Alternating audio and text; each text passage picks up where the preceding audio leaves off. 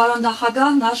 թույլ տվեք շնորհակալություն հայտնել նման հանդիպման համար։ Ես Էլադան եմ Հայրապետյան։ Պարոն նախագահ, հարցս հետևյալն է, ինչ հստակ ռազմավարություն ունեք հայրենիքից երիտասարդների արտագաղթը կասեցնելու համար եւ ինչ պիտի արվի, որպեսզի երիտասարդը հասկանա ու գիտակցի, որ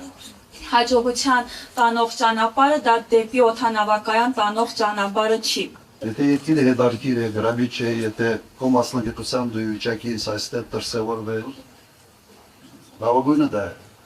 Առաջերտի ուրեմն միջավայրը սարքել գրավիչ, հետաքրքիր եւ ժամանցի տեսանկյունից եւ աշխատանքի տեսանկյունից, հատկապես ձեր սերունդի համար այս երկու բանի համադրությունը ավելի կարևոր է։ Իմ սերունդի համար մի քիչ ավելի կարևոր տեղ էր զբաղեցնում աշխատանքը, պատասխանատվություն, պետություն քաղաքացի հարաբերությունները այնտեղ մի քիչ իմ սերունդի համար ինչ այլ բնույթ էին կրում, այսօր մի քիչ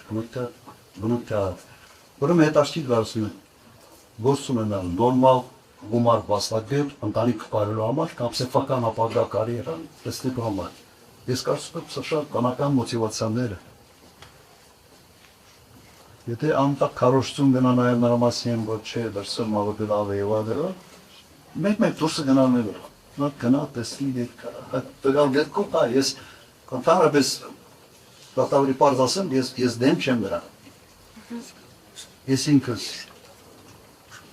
Ղարաբաղում ավարտելուց մեծանություն ունեի, սովորել Մոսկվա։ Գնացի սովորեցի։ Նաև ապրեցի ինչ-որ ժամանակ դայն։ Կացում լավ գործառույթներ եւ այսօր իժատի համար է գնալ գալ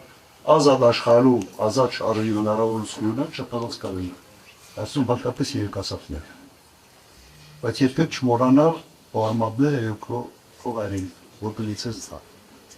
Եթե չես մոռանում, եթե դու ապրում ես նաեւ պայրենի կյանքով, մի պահ է գալիս, որ ինչ է լինել